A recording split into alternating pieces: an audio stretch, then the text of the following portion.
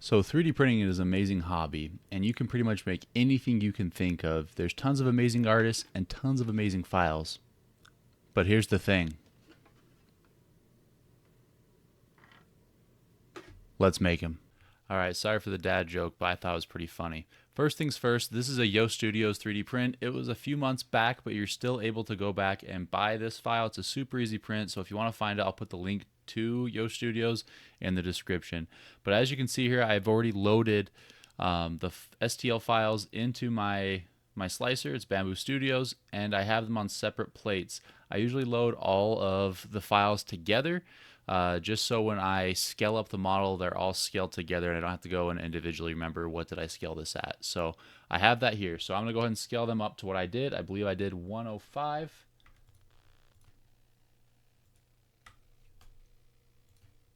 Just all together. And there you go. So 105, that's why I scaled it at, and now everything is 105.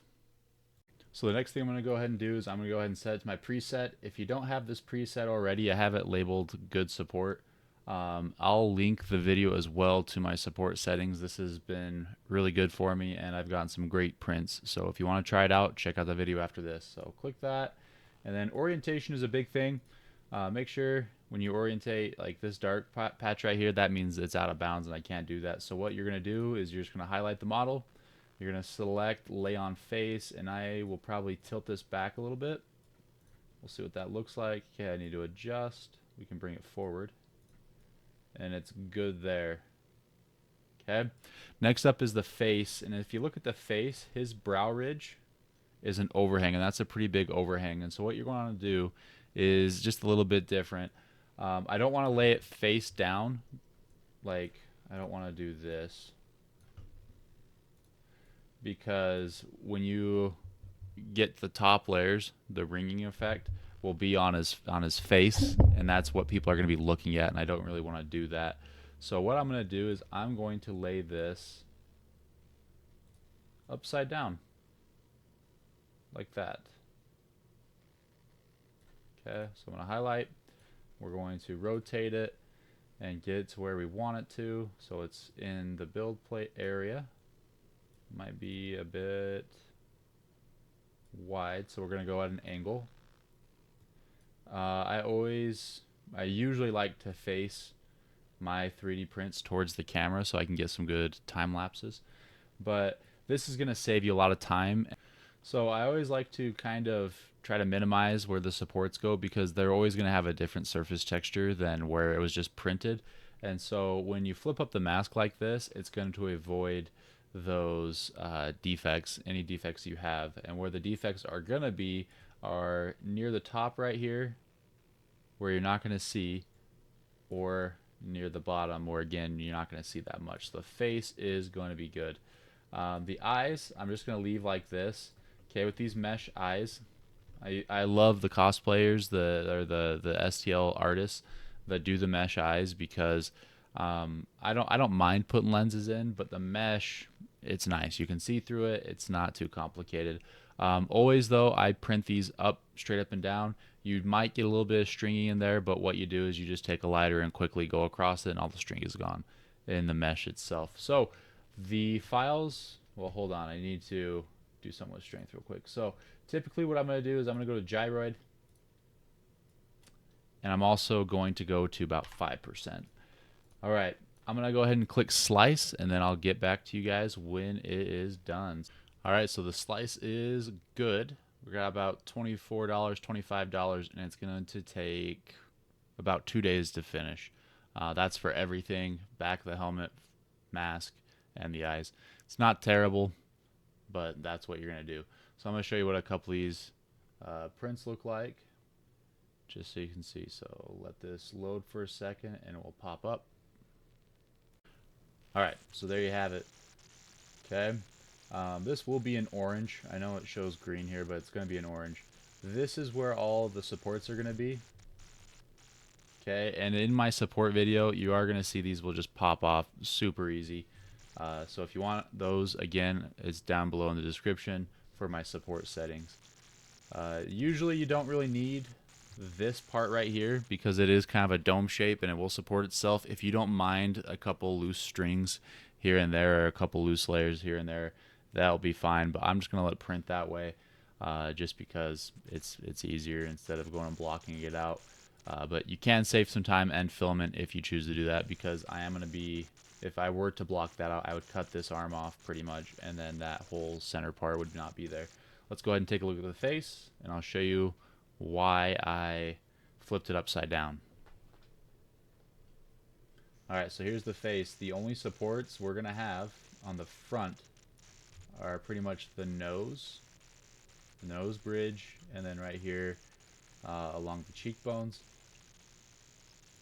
And then right here inside of the mask, they're going to be supported as well, and then on the eyes, they're supported as well. If I didn't flip this upside down, this whole brow ridge would have been supported, and it would have been a nasty texture on it.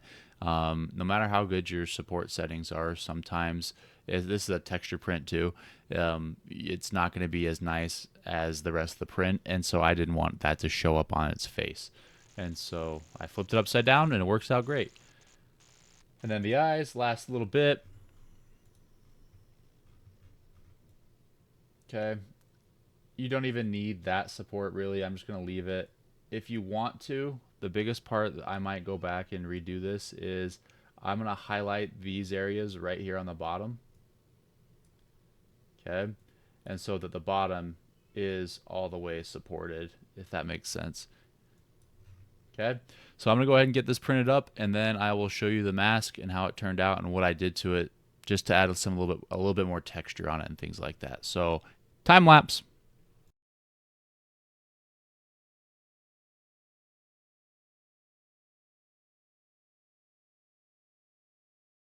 All right, so first things first, I'm sorry for the graininess of this webcam. If you guys like this content, I will try to upgrade my stuff, but I need you to like and subscribe this video so I can afford to do that and keep things going. So here is our thing mask. I've done some things to it to kind of add some depth to it.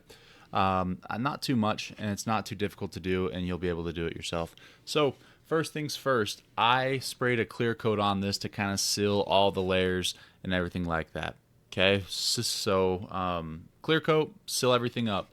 Next, what I did is I have an airbrush, and I'll link in the description where I got the airbrush from. It's Amazon. It comes with a compressor. It's really good, and it's actually pretty cheap. It's only like $150.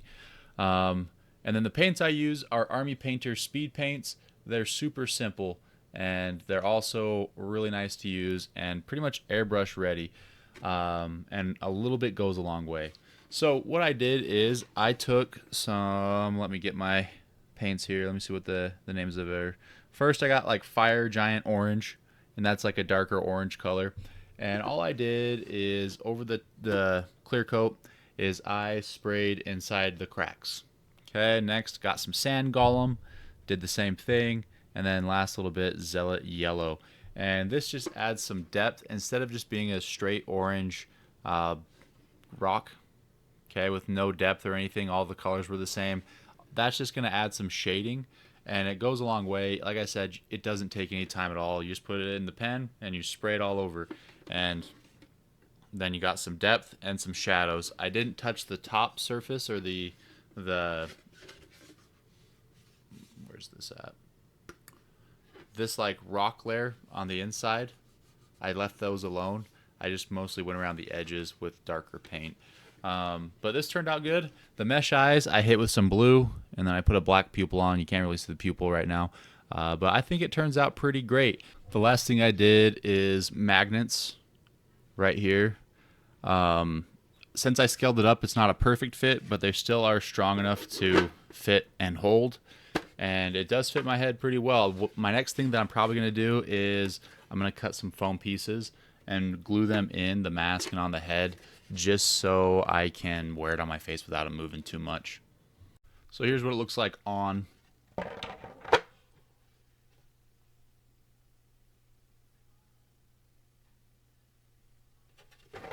I think it fits pretty good.